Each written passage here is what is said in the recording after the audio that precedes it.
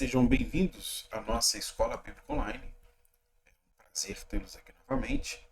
Eu sou o professor Israel. Estamos começando hoje um novo estudo bíblico. Eu sempre digo no começo dessas lições, este conteúdo ele é produzido para te ajudar a estudar a palavra de Deus. Mas não há absolutamente nada que possa substituir o que o texto bíblico está dizendo. Tanto a revista quanto essa aula são complementos ao seu estudo.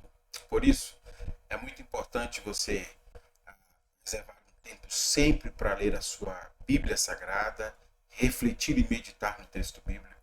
Reserve um tempo também para ler a revista que você está lendo e reserve um tempo para assistir essa aula.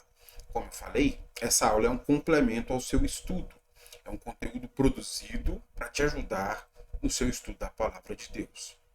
Então veja, essa é uma escola bíblica, não uma escola revista dominical e nem uma escola revista online. Por que estou dizendo isso? Porque aqui nessa lição eu não pretendo ler trechos da revista para você. Assim como a revista, eu pretendo me voltar ao texto bíblico e daí tirar então as reflexões necessárias para as questões que nós estudaremos pelos próximos 3 meses. E como vocês podem ver aí, pelos próximos 3 meses, é sobre isso que nós vamos estudar aqui. Deixa eu riscar aqui para mostrar para você. Este aqui é o título da nossa revista, Bíblia do Culto, Família, um projeto de Deus. Então nós estamos começando esse estudo hoje e prosseguiremos pelos próximos meses. Por isso que eu disse que é importante você ter a sua revista para leitura e nos acompanhar. E quando você pegar em mãos a sua revista, você vai notar que aí na sua revista tem um texto chamado texto áureo. No começo da primeira página da lição, toda lição tem um texto áureo. O texto áureo é o texto mais importante da lição e sempre será ele que será objeto do nosso estudo que nós vamos estudar aqui. Então, quando você estiver assistindo esse vídeo, saiba que ele tem uma estratégia educacional muito própria para te ajudar. Primeiro, aqui na descrição do vídeo sempre haverá um link onde você precisa clicar para acessar uma aula atividade. O que é a aula atividade? É a maneira como eu tenho por estratégia para verificar o seu aprendizado. Quando você termina de assistir uma aula, é importante verificar se aquilo que você estudou, você conseguiu aprender. Então é importante fazer a aula atividade. Há também um fórum onde você pode deixar as suas dúvidas ou os seus comentários. Ali você precisa identificar o seu e-mail e a lição a qual você faz referência para que eu possa, de maneira apropriada, lhe responder. Também há um cronograma da aula, a maneira como este conteúdo está dividido. Todas as aulas têm um cronograma. Se você estiver assistindo no celular, tem um botãozinho de mais, você pode clicar nesse botãozinho e essas 3 informações sempre vão aparecer aí para você, tudo bem? Então nós começamos hoje seguindo essa estratégia educacional.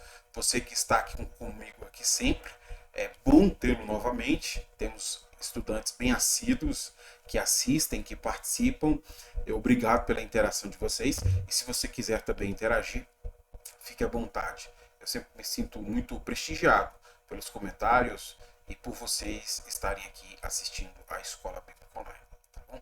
Bom, para a gente começar, eu queria apresentar para vocês o cronograma desta aula, a maneira como este conteúdo está organizado para vocês. Na primeira sessão dessa aula, eu quero apresentar para vocês o contexto teológico de Gênesis 2:18. Como eu falei, o texto áureo desta lição é Gênesis 2:18. Então, na primeira sessão, o que quero explicar para vocês é Gênesis 2:18, o contexto em que são ditas essas palavras. Na segunda sessão, eu quero então explicar para vocês os versículos 18 até o versículo de número 25. E por último, eu encerro a minha aula fazendo algumas aplicações. Como falei agora, aqui embaixo na descrição do vídeo, você vai encontrar todos esses links para que você possa, a qualquer momento, assistir uma dessas sessões e se precisar repetir o conteúdo, fica muito mais fácil de você se achar em relação ao que nós estamos estudando. Tudo bem? Bom, para começar a primeira sessão, eu quero explicar para vocês o contexto teológico de Gênesis capítulo 2, versículo 18. Veja, quando nós pegamos o livro de Gênesis, capítulo 1, versículo 1, inicia aquilo que nós chamamos de relato da criação. Como Deus começa a fazer todas as coisas. O relato da criação termina aqui no capítulo 2, no versículo de número 3. Quando chega no versículo 4, nós vamos ter um novo relato. E esse relato se estende até o capítulo 3, versículo 24. Este agora é o relato do Jardim do Éden. Para facilitar sua compreensão, eu coloquei aí de maneira mais objetiva, pontual, como é que está dividida essa história do Jardim do Éden. Os versículos de número 5 a 14, no capítulo 2, nós vamos ter a apresentação da criação do jardim. Versículo 15 a 17, a criação do homem. Versículo 18 a 25, que será o nosso objeto de estudo hoje, a criação da mulher. Por fim, todo o capítulo 3, versículo 1 a 24, nós vamos ter o relato da tentação e da queda do jardim. Então perceba que o relato do jardim começa no versículo 4 e se estende até o capítulo 3, versículo 24. Mas não sei se você reparou, eu comecei o relato com o versículo 5 e não com o versículo 4. Por que eu fiz isso? Porque essa história sobre o relato do jardim e os motivos do ser humano ser expulso desse jardim começa com o versículo 4 e o versículo 4 ele aparece no texto como um título ou uma introdução para este relato que nós vamos ler. Por isso que eu quero colocá-lo aqui como parte dessa primeira sessão, como parte essencial para nós entendermos o contexto teológico do texto que vamos estudar hoje. Vamos ler então este versículo? Veja comigo, por favor, versículo 4. Esse é o relato da criação dos céus e da terra, quando o Senhor Deus criou a terra e os céus. Veja, como eu falei para vocês, esse versículo 4, ele é tanto um título como uma introdução para este relato do jardim que nós vamos ler agora e que vai se estender até o capítulo 3. Exatamente por ser uma introdução, ele começa de forma muito clara dizendo: esse é o relato da criação dos céus e da terra. Ou, dizendo de maneira mais objetiva, essa é a história sobre como Deus criou os céus e a terra. Então é essa introdução que ele faz para a gente, e esse também é o título. Depois de fazer essa introdução, depois de apresentar para a gente o título deste relato, o texto passa a explicar o que vai acontecer com o céu e com a terra a partir da interação do ser humano. Tem uma revista da Escola Bíblica do ano de 2023 que nós estudamos sobre Gênesis. Se você quiser assistir essa aula, onde eu faço uma apresentação mais longa sobre todo esse texto, aqui no canal, você vai lá em playlist e você vai encontrar essa playlist de Gênesis, onde eu faço a explicação dessas sessões e de vários textos e porções aqui do livro de Gênesis, tá bom? Nessa aula de hoje, nós não seremos extensivos, eu quero apenas me deter em alguns versículos e depois aplicar isso para o aspecto que nós estamos estudando, que é sobre a família. Mas antes de encerrar essa primeira sessão, eu queria ler um último versículo aqui, que é o versículo de número 15, que também faz parte do contexto teológico que é essencial para a gente entender o versículo 18. Veja comigo aí o versículo 15, que trata sobre a criação do homem. O texto diz assim: o Senhor Deus colocou o homem no jardim do Éden para cultivá-lo e tomar conta dele. O texto diz para a gente de maneira muito clara que o propósito de Yahvé Elohim, que é o nome de Deus que aparece aqui, o propósito de Yahvé Elohim ter criado o homem é exatamente com o propósito de cultivar o jardim do Éden. É o próprio Deus quem vai dar ao homem a responsabilidade por fazer essa atividade, a responsabilidade por cultivar do jardim. E saber isso é importante para a gente, porque aqui o trabalho é apresentado como sendo algo anterior à queda. Deus deu ao homem o trabalho não depois da queda. O trabalho para o ser humano foi dado antes da queda. Às vezes as pessoas têm uma visão muito romântica, né, sobre o Jardim do Éden, pensando que o Jardim do Éden era um paraíso de descanso e folga, né? Até já ouvi várias conjecturas das pessoas dizendo: quando chegar no céu eu quero conversar com Adão, porque ele foi comer daquele fruto e por causa disso nós temos que trabalhar. Essa é uma visão muito romântica, distante da realidade. Deus fez o homem, e o que Deus espera do homem, que nós lemos aqui no versículo 15, é que este homem trabalhe no jardim que Deus acabou de criar. Desde o começo da criação, o trabalho é apresentado para a gente na Bíblia como sendo intrínseco à vida. É por isso que o trabalho é tão essencial. Por meio do trabalho, o ser humano consegue essa provisão para sobreviver. Depois do pecado, o trabalho terá os seus efeitos negativos, mas o trabalho é anterior ao pecado. E saber disso será importante para nós compreendermos o versículo de número 18. Começo agora, então, a terceira sessão, onde eu desejo explicar para vocês do versículo 18 ao 15. Eu começo com o versículo 18, leia comigo. O Senhor Deus disse: não é bom que o homem esteja sozinho. Farei alguém que o ajude e o complete. Essa é a primeira vez no livro de Gênesis que o texto apresenta para a gente um pensamento do Senhor. Antes deste versículo, até este versículo, o que nós temos ouvido é Deus falar as suas decisões e Deus dizer como as coisas vão acontecer. Mas aqui, o versículo de número 18 apresenta para a gente um pensamento de Deus, aquele pensamento alto, né? Então Deus pensou e o autor está escrevendo o pensamento de Deus. E esse pensamento de Deus é um alerta para esses leitores. Deus pensa e diz: não é bom que o homem esteja sozinho. Deus deseja destacar aqui para as pessoas que estão lendo este relato a importância do companheirismo para o homem e a mulher.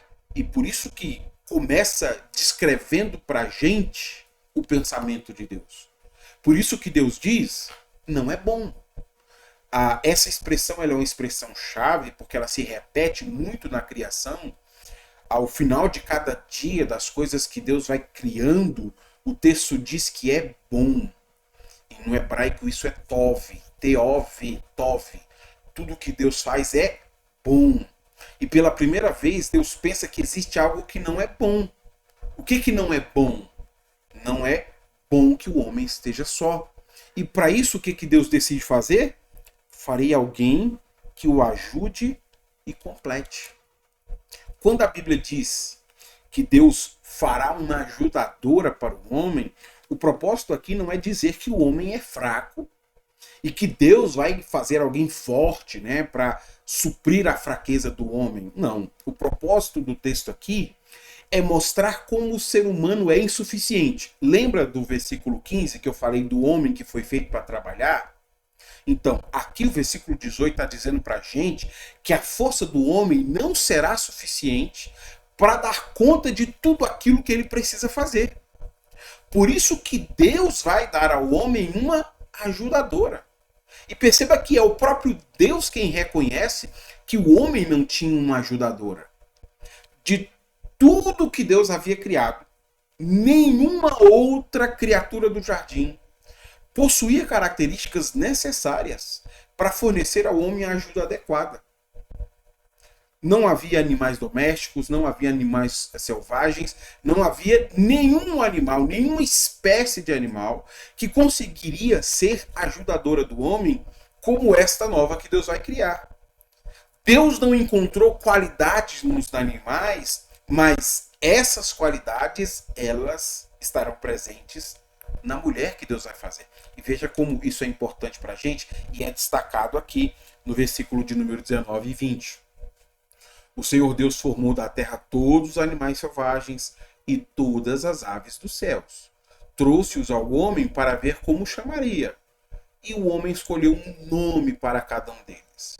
Deu nome a todos os animais domésticos, a todas as aves do céu e a todos os animais selvagens. O homem, porém, preste atenção nisso, continuava sem alguém que o ajudasse e o completasse. Você consegue perceber? Apesar das outras criações serem como o homem, feitos do pó da terra, não havia aqui nenhum animal que pudesse ajudar o homem, nem doméstico e nem selvagem. E o texto ainda completa.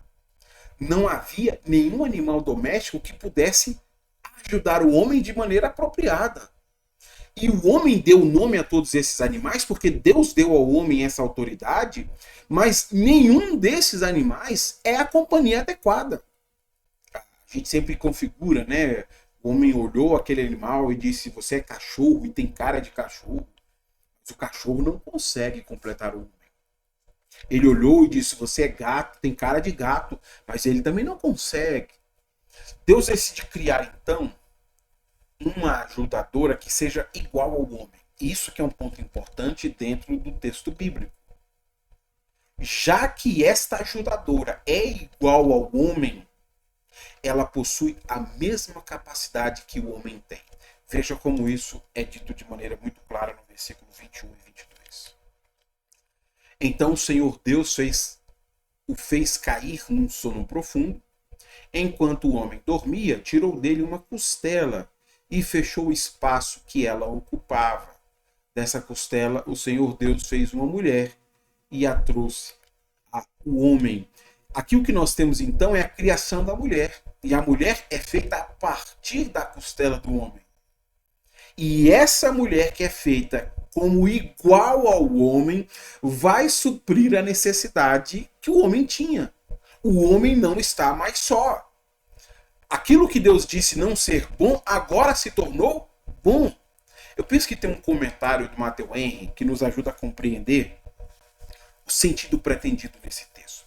Matthew Henry escreveu o seguinte: não foi de sua cabeça para superá-lo, nem de seus pés para ser pisoteado por ele, mas de seu lado para ser igual a ele, debaixo dos seus braços para ser protegida e perto do seu coração para ser amada.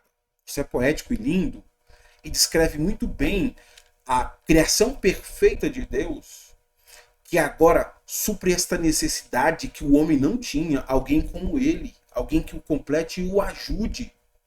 Esse relato da criação da mulher vai estabelecer para a gente o retrato ideal para o casamento. Homem e mulher são iguais, feitos com o mesmo propósito, com o propósito de administrar a criação de Deus. E eles possuem uma relação que é caracterizada pela harmonia e pela intimidade entre o casal, conforme Deus havia pensado. Veja que será apenas no capítulo 3 que nós teremos a destruição deste relacionamento perfeito. Mas antes de descrever o pecado natural, o primeiro pecado original, o pecado original, que causa essa destruição do propósito perfeito, antes de tratar sobre isso, o autor diz pra gente que Deus decidiu apresentar para o homem a mulher que ele acabou de criar. Ele vai revelar a Adão o que ele fez, nós o chamamos de Adão, mas até este momento ele é o homem, e nós teremos aqui o resultado do pensamento de Deus. Deus pensou, não era bom. Se antes Deus disse que não era bom que o homem estivesse só, Deus agora vai dizer que é bom isso que acabou de ser feito. E Deus está estabelecendo para a gente o casamento como um ideal para a vida boa. Se você quiser viver a vida boa, ela é encontrada dentro dessa percepção de que você não pode estar só e precisa de alguém para lhe ajudar e para lhe completar. Veja que texto maravilhoso, versículo de número 23. O homem, depois de ver a mulher, declara: Finalmente, exclamou o homem, esta é osso dos meus ossos e carne da minha carne. Será chamada mulher, porque foi tirada do homem. Perceba, o homem teve a capacidade de dar nome a todos os animais. E agora, vendo o que está diante dele, em êxtase, o homem pode explodir em poesia e dizer: essa é osso dos meus ossos e carne da minha carne. Ou seja, nós somos completamente iguais. Eu sou ela é eu. Por isso que Adão a chama de mulher. Porque eles são completos, eles são iguais. Concluindo, o texto começou nos dizendo um pensamento de Deus. Deus disse, não é bom. Depois, versículo de número 23 que nós acabamos de ler, nós encontramos Adão falando. E o versículo termina, o capítulo termina com um comentário do escritor sobre tudo isso que nós acabamos de ler no relato. Veja comigo o versículo 24. Esse é o comentário de quem escreveu o texto. Por isso, o homem deixa pai e mãe e se une à sua mulher, e os dois se tornam um só. Quando a gente lê esse texto assim de forma muito acelerada, sem compreender o contexto histórico, a gente acaba chegando a conclusões que são muito estranhas para o texto. Parece que a gente tem uma falsa compreensão que Deus está dizendo assim: olha, depois que você se casar, mude da casa dos seus pais. Procure outro lugar para você morar, vá morar na sua própria casa. Sabe qual é o problema dessa compreensão? É que ela é falsa. O casamento israelita, ele é geralmente patrilocal. Sabe o que é patrilocal? O homem continua vivendo na casa dos seus pais ou morando perto da casa dos seus pais, enquanto que era a esposa quem saía da casa dos pais para morar com o seu marido. Então veja que na tradição do mundo antigo é assim que as coisas funcionam. Quando eles casam, eles simplesmente não rompem laços familiares. Essa é uma ideia muito dos nossos dias. Nesse sentido, o homem deixar pai e mãe não foi compreendido por aquelas pessoas como uma mudança de casa. Sai da casa da sua mãe, sai do condomínio dos seus pais, vai morar em outro lugar. Essa é uma ideia que nós colocamos por uma questão cultural nossa. O ponto aqui é exatamente porque a esposa deixou a casa dos seus pais e passou a ser a mesma carne do marido, a prioridade do marido agora deve mudar. Se antes as suas primeiras obrigações eram para com seus pais, agora que ele se casou, as suas primeiras obrigações são para com a sua esposa. Isso que está sendo dito aqui pela Bíblia, dentro da tradição de Israel, é algo assim chocante, quase impressionante. Porque veja, depois da honra que a pessoa devia a Deus, a segunda maior honra que a pessoa devia era para seus pais. Mas o texto está dizendo que depois que a pessoa se casa, as primeiras obrigações que ela tem agora é com a sua esposa. Isso que está sendo dito é chocante. Porque o casamento criou uma relação de parentesco entre homem e mulher, onde eles se tornaram uma carne só. Eles possuem o mesmo sangue, eles possuem a mesma carne, possuem o mesmo osso e são um só. E agora a obrigação do homem é, primeiro com Deus, honrar a Deus e o seu compromisso com a sua esposa. Então, o papel da esposa dentro da família e dentro das obrigações do homem ganha um sentido completamente diferente na narrativa bíblica. Por fim, o capítulo termina criando aí o ambiente para a cena que vai acontecer no capítulo 3, que é a cena da queda, dizendo: o homem e a mulher estavam nus, mas não sentiam vergonha. Então veja que aqui conecta com a história da queda que vai vir no capítulo 23, mas aqui nós já temos bastante informações para fazer algumas aplicações importantes. Bom, eu começo então a terceira sessão fazendo algumas aplicações. Primeira aplicação: o pensamento de Deus nunca foi bom que o ser humano estivesse só. Às vezes, nós temos uma imagem de paraíso que não combina com aquilo que é descrito na Bíblia. Porque às vezes a imagem de paraíso que nós temos é um lugar fechado, com provisão e com animais domésticos como companhia, né? A vida moderna é isso, morar num prédio com muitos pets. Mas se você estiver dentro deste paraíso, ali dentro ainda é possível ouvir os pensamentos de Deus dizendo: não é bom você estar só. Pets não são companhias adequadas.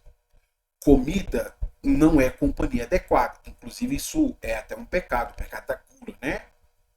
Todos nós precisamos de pessoas. E essa aplicação é importante.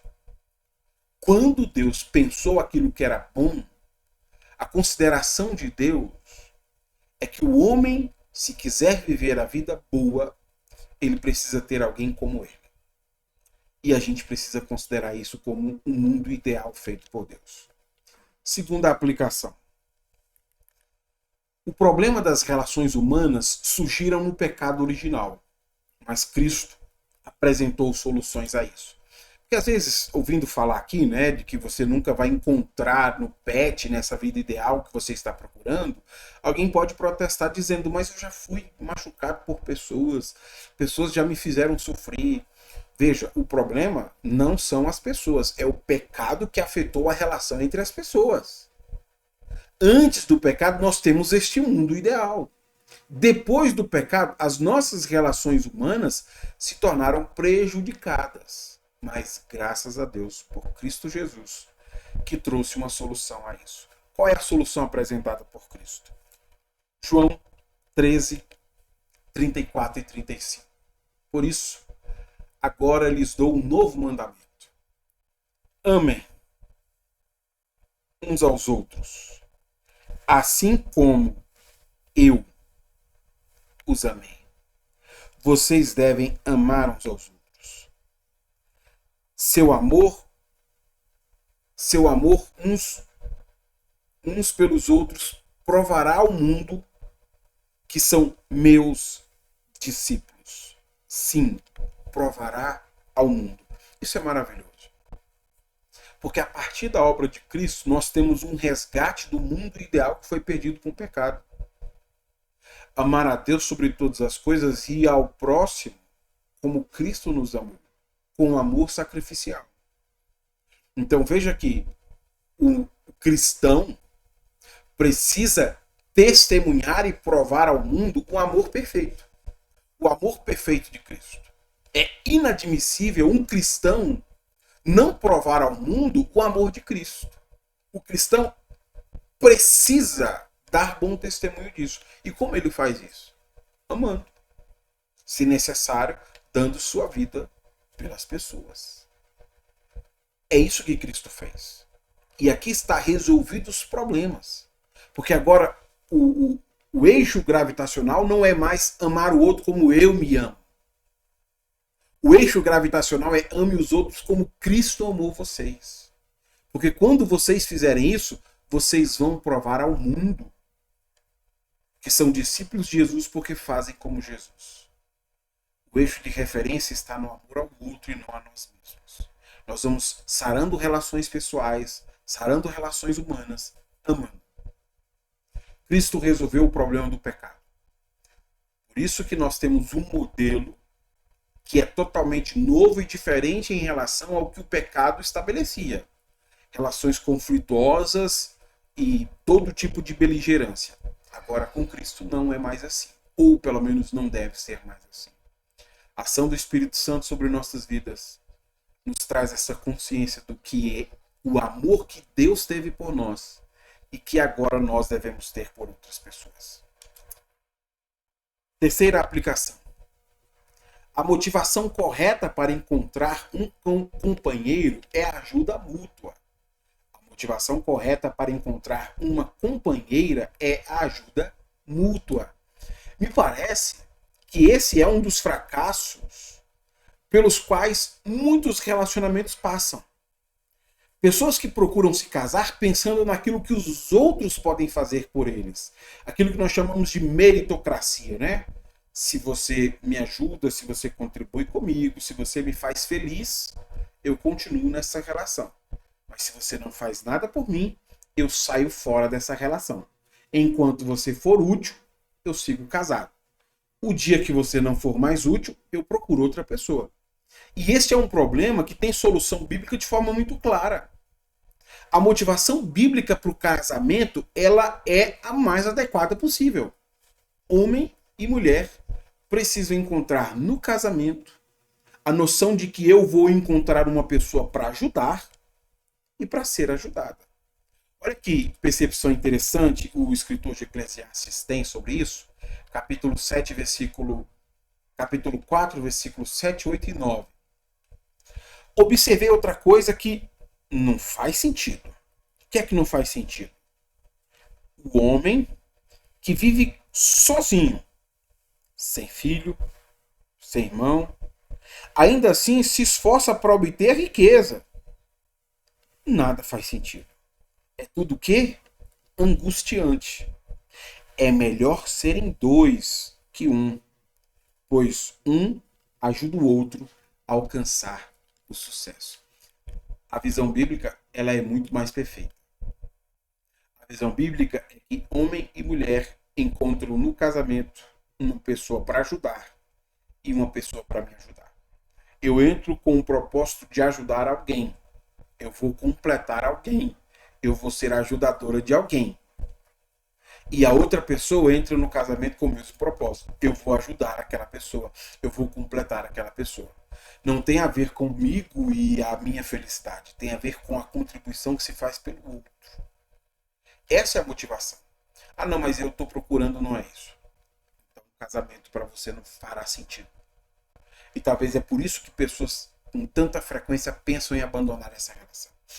Eles não estão pensando no outro, mas no mérito de si mesmos. Quarta aplicação. Animais precisam ser administrados e cuidados, mas apenas pessoas podem nos completar. Isso aqui é interessante, porque Deus colocou o homem no jardim e deu a ele a responsabilidade por administrar e cuidar do jardim.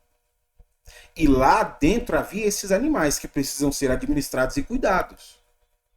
Mas nenhum pet, como nós chamamos hoje, né, substitui a ajuda que somente outra pessoa pode proporcionar ao homem.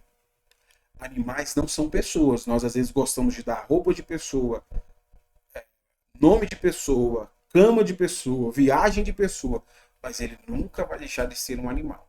Você pode até forçar isso ao seu extremo e ter a sua compreensão própria, mas você está fugindo de uma orientação bíblica muito importante. Aquilo que você está procurando, você vai encontrar em pessoas. E eu volto ao ponto da segunda aplicação. Mesmo pecadores podem ser transformados para relacionamentos saudáveis. Depois que Cristo Jesus morreu naquela cruz, é possível ter relacionamentos saudáveis. Se não fosse a obra de Cristo, nós ainda teríamos muitos conflitos que talvez tornariam impossíveis, inviáveis o casamento.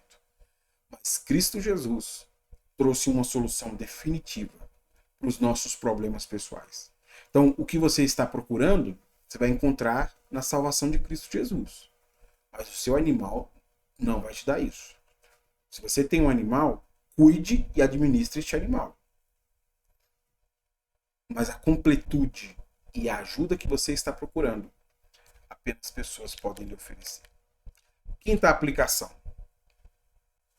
O casamento foi estabelecido como um ideal para a vida boa que Deus tem para nós. Como eu disse a vocês, no relato da criação, isso se repete diversas vezes. O que Deus fez é bom no primeiro dia. O que Deus fez é bom no segundo dia. É bom no terceiro, é bom no quarto, é bom no quinto, é bom no sétimo. Tudo que Deus fez é bom.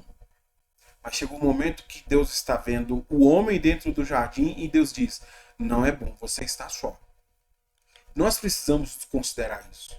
O casamento é estabelecido como um ideal para a vida boa. Se o homem quiser viver a vida boa, se a mulher quiser viver a vida boa, ele precisa encontrar alguém como ele. alguém que o ajude, alguém que o complete.